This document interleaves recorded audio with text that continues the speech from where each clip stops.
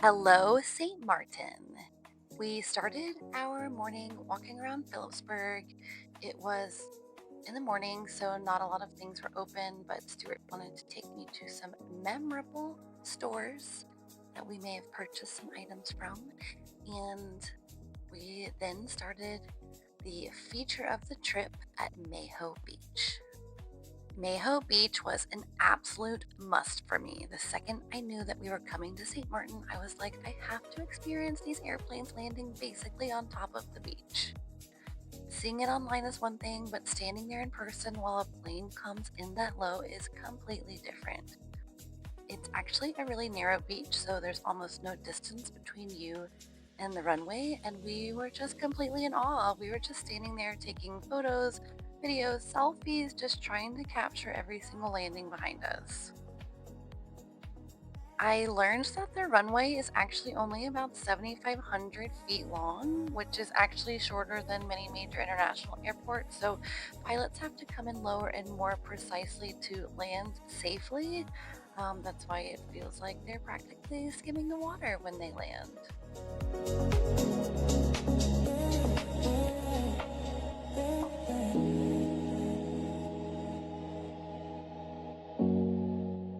I think for the duration of our beach time there, we saw like 8 to 10 planes. And I know that there were some commercial jets scheduled later in the afternoon, the ones that people say literally shake you. When the larger jets take off, the engine thrust is so strong it can literally push you backwards. There are actually warning signs posted because the jet blast has actually caused some injuries.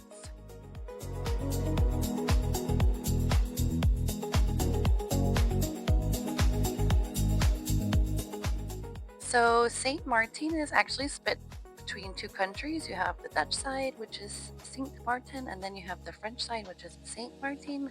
I'm sure I'm butchering that, but Maho Beach was on the Dutch side. But we actually hired a private driver for the day, which was the best decision ever. We really got to see it all.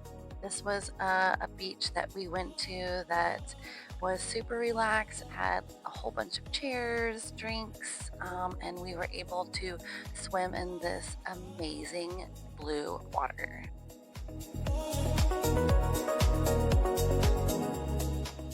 The next stop was a local market where we grabbed a few souvenirs and got to see some of the local food. Of course, Stuart had to try a local beer everywhere we go. It's basically a rule at this point, so that was non-negotiable. But love a good sous shop. Always curious to see like what the offering is. Always curious to see what the food is, and we were just so grateful to have this local person. Our next drive was this private beach. Literally could not believe there maybe were one or two people there. It truly felt untouched.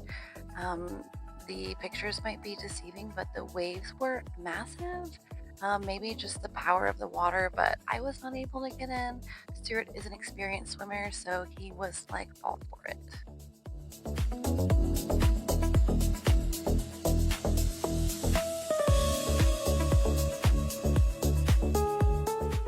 Honestly, anywhere there's a beach, we are all for it. This place was kind of peaceful and wild all at the same time. We ended our day back in downtown, and so glad that we did. Stuart may or may not have treated himself to a memorable birthday gift, but it was a perfect way to wrap up the day. Good energy, good memories, and one of those places I would definitely come back to. St. Martin, you are unreal until we meet again.